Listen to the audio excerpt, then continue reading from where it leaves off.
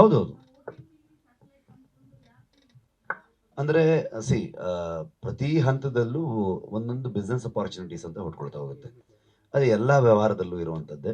Cinema ಅಂತಂದಾಗ ನಮ್ಗೆ ಈ ಕಡೆಗೆ OTTನೂ ಕೂಡ ಒಂದು ಬಿಸ್ನೆಸ್ ಅಪಾರ್ಚುನಿಟಿ, ಸ್ಯಾಟಲೈಟ್ ರೈಟ್ಸ್ ಕೂಡ ನಮ್ದು ಒಂದು ಬಿಸ್ನೆಸ್ ಅಪಾರ್ಚುನಿಟಿ. ಸೊ ಥಿಯೇಟರ್ ಹೇಗಿರುತ್ತೆ, ಥಿಯೇಟರಲ್ಲಿ ಇಷ್ಟು ದಿನಗಳಾದ್ಮೇಲೆ ಆಮೇಲೆ ಅಲ್ಲಿ ಬರುವಂಥದ್ದು ಅಂತ ಅನ್ಕೊಂಡು. ಸೊ ಸೇಮ್ ಟೈಮ್ ಸರ್ಕಾರನು ಕೂಡ ಕೆಲವು ಸಿನಿಮಾಗಳಿಗೆ ಸಬ್ಸಿಡಿಯನ್ನು ಕೊಡುವಂಥದ್ದು ಇವೆಲ್ಲ ಇರುತ್ತೆ. ಸೊ ಇಲ್ಲಿ ಇವೆಲ್ಲವೂ ಒಂದಷ್ಟು ಸಹಾಯ ಆಗುತ್ತೆ, ಪ್ರೊಡ್ಯೂಸರ್ಗಳಿಗೆ ಇನ್ನೂ ಬೆನಿಫಿಟ್ ಆಗ್ತಾ ಹೋಗುತ್ತೆ.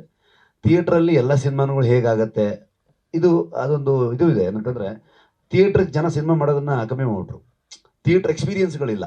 ಅದರಿಂದನೇ ಸಿನಿಮಾ ಕತೆ ಚೆನ್ನಾಗಿದೆ, ಜನ ಬರ್ತಿಲ್ಲ ಅಂತಂದ್ರೆ ಹಾಗೆ ಆಗೋದು. ಥಿಯೇಟರ್ ಎಕ್ಸ್ಪೀರಿಯನ್ಸ್ ಕೊಟ್ಟರೆ ತಾನೇ ಜನ ಬರೋಕ್ಕೆ ಸಾಧ್ಯ. ಆಮೇಲೆ ಇಲ್ಲಿ ನಾವು ಇಂಡಸ್ಟ್ರಿಯಲ್ಲಿ ಕೂತ್ಕೊಂಡು ಜನರಿಗೆ ಬೈಯೋದು ಇದನ್ನೆಲ್ಲ ಮಾಡ್ಕೊಂಡು ಕೂತಿರ್ತಾರೆ.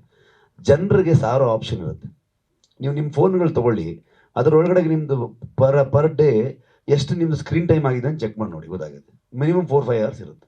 ಸೊ ಜನರು ಅಷ್ಟು ಎಂಗೇಜ್ ಆಗಿಬಿಡ್ತಾರೆ ಫೋನ್ ಒಳಗಡೆಗೆ. ಆಮೇಲೆ ಇವತ್ತು ಲಾಸ್ಟ್ ಟೈಮು ನಾನು ಹೇಳ್ತಿದ್ದೆ, ಈಗ ಸಿನಿಮಾ ನೋಡೋರ್ಗಿಂತ ಸಿನಿಮಾ ಮಾಡೋರು ಜಾಸ್ತಿ ಆಗ್ಬಿಟ್ಟಿದ್ದಾರೆ. ನಿಮಗೆ ಸೌರ್ ಸಂಖ್ಯೆ ಜಾಸ್ತಿ ಆಗಿರೋದ್ರಿಂದ ನಿಮಗೆ ಎಲ್ಲರೂ ಮನೇಲಿ ಗಂಡ ಹೆಂಡತಿ ಅವರಿಬ್ಬರೇ ಶೂಟಿಂಗ್ ಮಾಡ್ತಿರ್ತಾರೆ, ಅವರಿಬ್ಬರೇ ಎಡಿಟ್ ಮಾಡ್ತಿರ್ತಾರೆ, ಅವರಿಬ್ಬರೇ ಮ್ಯೂಸಿಕ್ ಮಾಡ್ತಿರ್ತಾರೆ, ಅವರಿಬ್ಬರೇ ಡೈಲಾಗ್ ರೈಟ್ರು. ಅವರೇ ಒಂದು ಪಂಚಲಿ ನೋಡಿದ್ರೆ ಹೆಂಡತಿ ಒಂದು ಪಂಚ್ ಹೊಡಿತಾರೆ. ಸೊ ಅವರೇ ಒಂದು ಹಾಡು ಬರೀತಾರೆ. ಸೊ ಅದು ಮಿಲಿಯನ್ಸ್ ಗಟ್ಟಲೆ ವ್ಯೂಸ್ ಆಗುತ್ತೆ. ಅದರಲ್ಲಿ ಕಮೆಂಟ್ಸ್ ಚೆಕ್ ಮಾಡ್ತಾ ಇರ್ತಾರೆ. ಅವ್ರು ನಮಗಿಂತ ಫುಲ್ ಬಿಸಿ ಇದ್ದಾರೆ ಅವರು. ಸೊ ಆಮೇಲೆ ಫಿಲ್ಮ್ ಮೇಕರ್ಸ್ಗಳಿಗೆ ಎಲ್ಲ ಫಿಲ್ಮ್ ಮೇಕರ್ಸ್ಗಳ ಕಾಂಪಿಟೇಷನ್, ರೈಟರ್ಸು, ಸಿನಿಮಾ ಇಂಡಸ್ಟ್ರಿಗಳ ಕಾಂಪಿಟೇಷನ್ ಸುಳ್ಳದು ಆ್ಯಕ್ಚುಲಿ. ಇವತ್ತು ಆ್ಯಕ್ಚುಯಲ್ ಕಾಂಪಿಟೇಷನ್ ಇರೋದು ಆಡಿಯನ್ಸ್ ಜೊತೆಗೆ. ಅವರು ಸಿಕ್ಕಾಪಟ್ಟೆ ಅಪ್ಡೇಟೆಡ್. ನಾನು ಇದನ್ನು 3-4 ವರ್ಷ ಮುಂಚೆನೇ ಹೇಳಿದ್ದೆ ಇದೇ ಜಾಗದಲ್ಲಿ. ಆಡಿಯನ್ಸ್ ಯಾವತ್ತೂ ನಮಗಿಂತ 2-3 ವರ್ಷ ಮುಂದೆ ಇರ್ತಾರೆ. ನಾವು 3 ವರ್ಷ ಹಿಂದೆ ಮಾಡಿರೋ ಕತೆ ತೊಗೊಂಬಂದು ಅವ್ರಿಗೆ ಇವತ್ತು ಹೇಳಿರ್ತೀವಿ. ಅವ್ರು ಇವತ್ತು ಫ್ರೆಶ್ ಆಗಿ ಹೋಗ್ಬಿಟ್ಟು ಒಂದು 10 ಲ್ಯಾಂಗ್ವೇಜ್ ಸಿನಿಮಾಗಳನ್ನು OTTಯಲ್ಲಿ ಅಲ್ಲಿ ಇಲ್ಲಿ ಥಿಯೇಟ್ರಲ್ಲಿ ಎಲ್ಲ ಕಡೆ ನೋಡ್ಕೊಂಡು ಬಂದಿರ್ತಾರೆ. ಸೊ ನಾವು ಅಪ್ಡೇಟ್ ಆಗಿದೆಯಲ್ಲ, ಎಲ್ಲಿ ಅಪ್ಡೇಟ್ ಆಗಬೇಕು, ಅವ್ರಿಗಿಂತ ಸ್ವಲ್ಪ ಮುಂದೆ ಹೋಗೋ ಪ್ರಯತ್ನ ಮಾಡಬೇಕು. ಆವಾಗ ಅವ್ರಿಗೆ ಓಕೆ, ಅವ್ರು ಬಂದು ನಾವು ಮಾಡಿ ಮುಗಿಸ್ಬೇಕಾದ್ರೆ ಅವರು ನಾವು ಒಂದು ಹತ್ರಕ್ಕೆ ಬರ್ಬೋದು. ಅವಾಗ ತುಂಬ ದೊಡ್ಡ ಗ್ಯಾಪ್ ಇದೆ ಆಡಿಯನ್ಸ್ಗೂ ನಮಗೂ. ಸೊ ಅದನ್ನು ನಾವು ಟ್ರೈ ಮಾಡಬೇಕಂತ ನಾನು ಅನ್ಕೊಳ್ತೀನಿ. ಸೊ ಹಾಗಾಗಿ ಥಿಯೇಟ್ರೇ ಹೋಪ್ಫುಲಿ ನನಗಿಷ್ಟ ಆಗಿದೆ.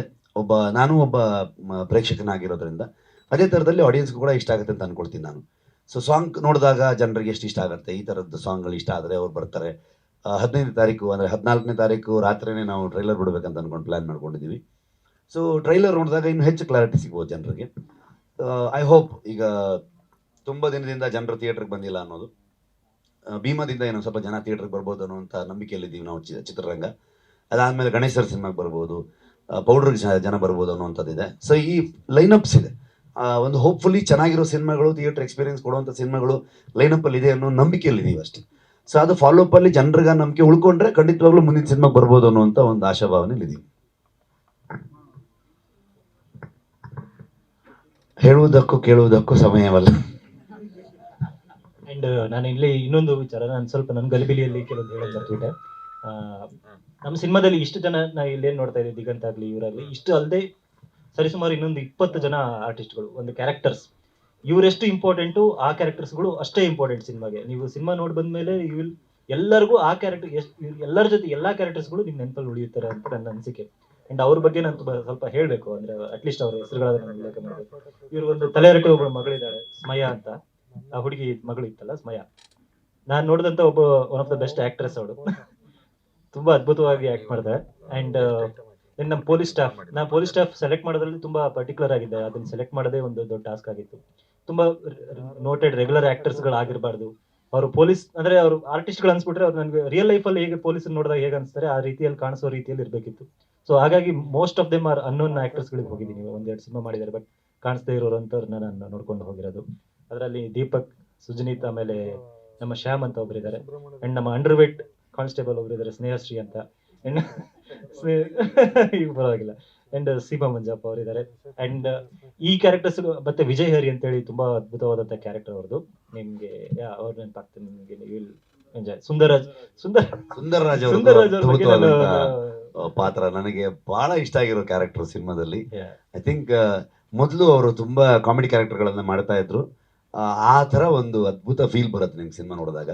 ಅವರು ಸರ್ ಇವತ್ತು ಶೂಟಿಂಗ್ ಇರೋದ್ರಿಂದ ಇಲ್ಲಿ ಬರಕ್ಕಾಗ್ಲಿಲ್ಲ ಅವ್ರಿಗೆ. ಅದೇ ನಾನು ಇಲ್ಲಿ ಒಂದ್ ಸಣ್ಣ ರಿವೀಲ್ ಅದನ್ನ ಹೇಳ್ಬಿಡ್ತೀನಿ. ಇವಾಗೇನ್ ಸಾಂಗ್ ನೋಡಿದ್ವಲ್ಲ, ಅದೊಂದು ಕಳ್ಳನ್ ಸಾಂಗ್ ಅದು.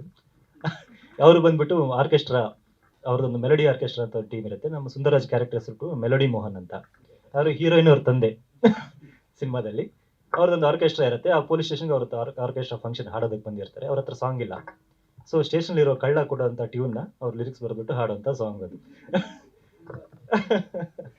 ನಮ್ಮ ಹರಿಕತೆ ಗಿರಿಕತೆ ಸಿನಿಮಾದ ನಿರ್ದೇಶಕರು ಎಲ್ಲಿದ್ದಾರೆ? ಅನಿರುದ್ಧ್ ಮಹೇಶ್ ಅನಿರುದ್ಧ್ ಮಹೇಶ್ ಅವರು ಆ ಪಾತ್ರವನ್ನು ವಹಿಸಿದ್ದಾರೆ. ಕಳ್ಳ ಅವನು. ಅಂಡ್ ಈ ಕ್ಯಾರೆಕ್ಟರ್ಸ್ಗಳ ಜೊತೆ ಇನ್ನೊಂದು ಮೇಜರ್ ಕ್ಯಾರೆಕ್ಟರ್ ನಮ್ಮ ಸಿನಿಮಾ ಬಂದ್ಬಿಟ್ಟು ನಮ್ಮ ಪೊಲೀಸ್ ಸ್ಟೇಷನ್. ತುಂಬಾ ಅದ್ಭುತವಾಗಿ ಪೊಲೀಸ್ ಸ್ಟೇಷನ್. ನಮ್ಮ ಶೂಟ್ ಮಾಡ್ಬೇಕಾರೆಲ್ಲ ಆ ಊರಲ್ಲಿರೋ ರಿಯಲ್ ಪೊಲೀಸರೆಲ್ಲ ಬರೋರು. ನಾವು ಶೂಟ್ ಮಾಡ್ಬೇಕಾದ್ರೆ ನಾನು ನೋಡಿದ್ರೆ ಒಂದು ಕಾಕಿ ಹಾಕೊಂಡಿರೋ ನಮ್ ಜೂನಿಯರ್ಸ್ ಏನು ಅಲ್ಲೋಗಿ ಅಂತಂದ್ರೆ ಇಲ್ಲ ಅವ್ರು ಹಿಂಗ್ ನೋಡೋರು ನನ್ನ. ಆಮೇಲೆ ಅವರು ಇಲ್ಲ ಸರ್ ನಾವೆಲ್ಲ ರಿಯಲ್ ಪೊಲೀಸು, ನಾವು ಇಲ್ಲಿರೋರು ಅಂತ ಹೇಳಿದಾಗ ಓಕೆ ಅವರೆಲ್ಲ ನೋಡ್ಬಿಟ್ಟು ಎಷ್ಟು ಚೆನ್ನಾಗಿದೆಯಲ್ಲ ನಾ ಸೇಮ್ ನಮ್ದು ಹೇಗಿದೆ ಅದೇ ರೀತಿ ಇದೆ, ಇಲ್ಲೆಲ್ಲ ಚೆನ್ನಾಗಿ ಮಾಡಿದ್ದಾರೆ. ಅವ್ರಿಗೆ ತುಂಬಾ ಚೆನ್ನಾಗಿ ಆ ತರ ಒಂದು ಪೊಲೀಸ್ ಸ್ಟೇಷನ್ ಬಿಲ್ಡ್ ಮಾಡಿದ್ದಕ್ಕೆ ಧರಣಿ ಮತ್ತೆ ಅವ್ರ ಟೀಮ್ ಅವರು ಥ್ಯಾಂಕ್ ಯು ಧರಣಿ.